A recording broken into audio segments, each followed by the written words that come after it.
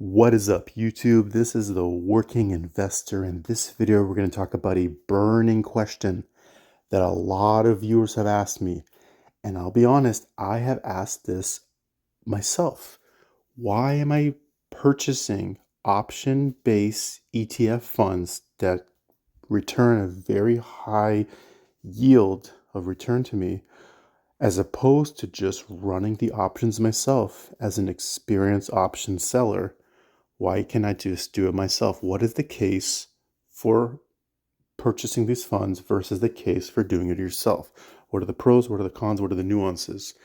Let me start with a question. What is the average return? Let me know if you know of the average option seller. I have even Googled this, and as you can see, there isn't really much clear data because it is so nuanced. It depends on your risk management and what strategies you're doing in option selling.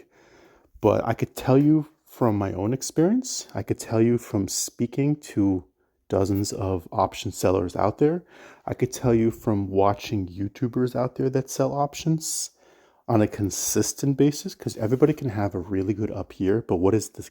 Everything goes back to the average. So what is the consistency of the average seller? So, and it depends how you manage it. So the magic number is 24%, roughly 24%, which is 2% a month return in options. And really good option sellers out there that are more aggressive and using more aggressive funds with higher implied volatility, they're trying to get to around 4% per month. And I've hit sometimes close to 4% a month, right? Which is 1% per week, which is 48% annualized, which is almost a 50% return a year. And if you do that year over year over year, that's extremely high in propelling your success. So now that we put that out of the way, let's talk about why you could see here in my Robinhood that I've shifted over from, I do have this section up here with options.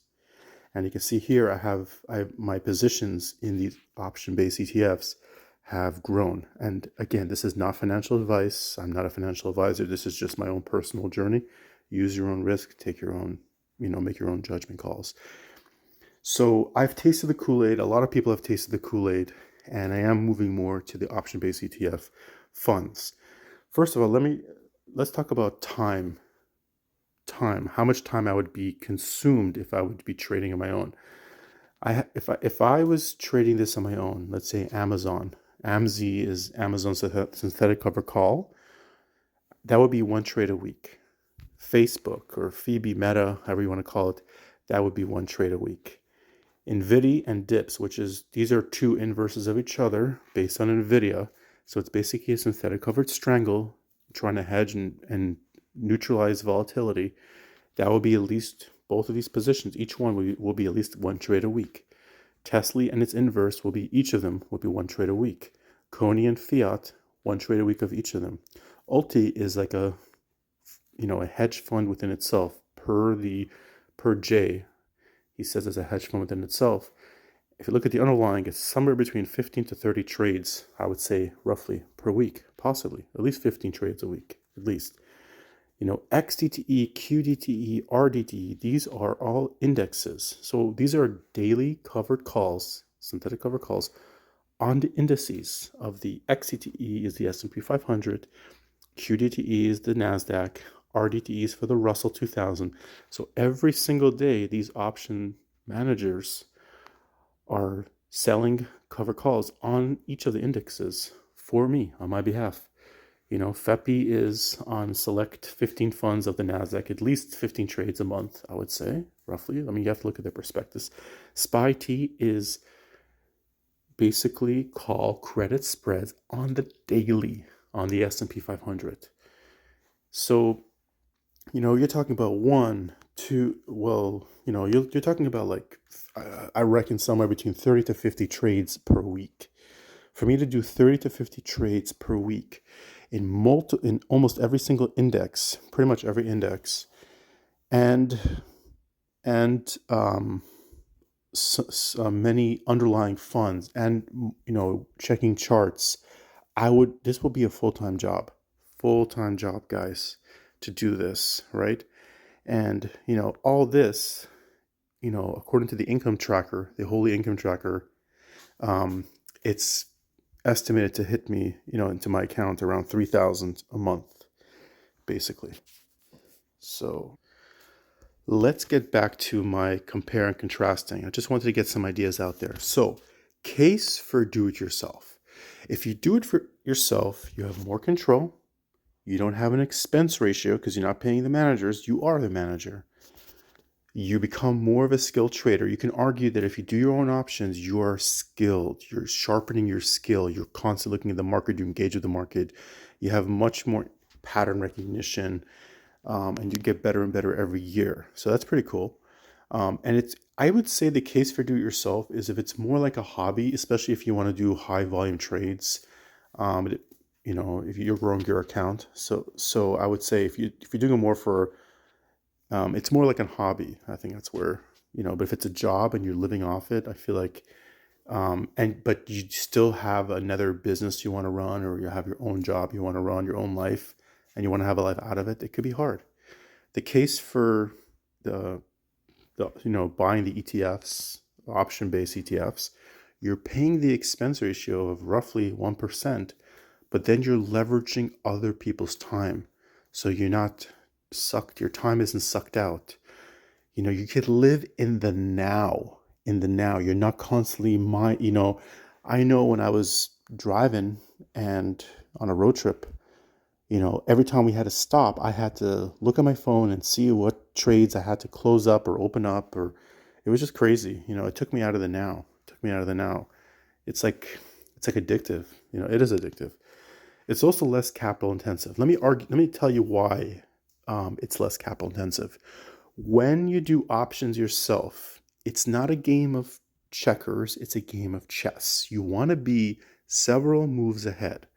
That means, for example, you could see here with my T triple Qs, which is triple leverage NASDAQ, which I have. You don't want to have just enough money to buy one, to sell one cash secure put or buy one leap option. If the market goes against you, you want to have the next step and the next step and the next step ready. You want to have a few steps ready. So you want to have 2 or 3 times the amount of capital put aside, in my opinion, so you could leg into the position as the market goes against you. You have a couple of moves ahead. If this, then that. If this, then that. So at any given time, I cannot use 100% of my buying power. I need to have a significant amount of buying power put aside, ready for next steps, how to leg in, leg out of positions, how am I going to, fix, repair an option that's gone against me. So you can't use 100% of your buying power. Even in the synthetic cover call ETFs, you also don't want to use 100% of your buying power, because if there's a good opportunity to buy, you want to be able to buy the dip or do other stuff. But the amount of capital I feel like I had to put away was in my personal case, 50. I got uncomfortable and I used more than 50% of my buying power. So basically, because at any given time, I'm only utilizing a half a tank of my gas. I'm only utilizing half the funds in my account. There's a lot of fun just sitting there doing nothing and not being able to be utilized. So I wasn't able to squeeze out as much as return as I would like to for the capital that I had up. So that's my case for, and I'll show you, let's see if I have it here. I don't have it here right now. But you could, yeah. So let's get to the next one over here. Less capital intensive, less barrier of entry. So obviously, if you do options, you want to know what the heck you're doing. You need to educate yourself. You need to take the time, study what options are, study the Greeks, study the different methodologies for, what do you do? What's a neutral position? What's a bearish? What's a bullish position? What's your sentiment? Fundamentals. You want to do technicals. You want to learn. There's so much to learn. So much to learn. But you can have people that don't know jack squat about anything, barely know anything about the stock market, and just go ahead and buy option ETF-based ETFs and just watch their dividends come in. But I would caution and say that having a good grasp of knowledge in options definitely gives you an edge. It gives you more insight of what you're doing and what you're buying and what kind of risk you're taking on. So being aware of what you're buying is definitely important, but there is less of a barrier of entry. You just push the buy button. All you gotta do is push the buy button and you're in. And of course, like I said, it's much more passive. Another example is like, I've heard there's a segment on Tasty Live. They have something called the Rising Star. So Tasty Live is basically an educational platform. They also have their own. I'm not advertising for them. They also have their own trading platform, which I don't even have. But they have a section called Rising Stars where people who've done amazing in options, they share their story. I remember hearing one of the stories of a guy that he was getting his tip of his toe cut off. I'm not sure if it was a diabetic toe or something, but he asked the doctor, "Hey, do you mind if I use my phone and do some option trading?" Because the market was, I think, moving in some direction, and he had a bunch of positions that he needed to close out desperately, otherwise he would lose money. So, I mean, he couldn't live in the now, but I mean, I guess it kept him distracted, so it's good, But yeah, it takes you out of the now. It takes you out of the now. But yeah, so yeah, really want to talk about, like, it's not as it's a lot of time sensitive decisions you have to make with options, when there's a lot of price action, expiration dates. So it puts you back into the now. You could focus on other things in your life that matters. You could focus on your family, on your career, on a business, on your hobbies. It just basically removes you from this burden. Capital intensive we spoke about, and we're able to scale, like I said, because it's not as capital intensive, and because it's not as time intensive, because you're not, how many trades you have to put on. You could just, in order to get more income, you just have to buy more funds. But in order to scale your options, you have to put a lot more time.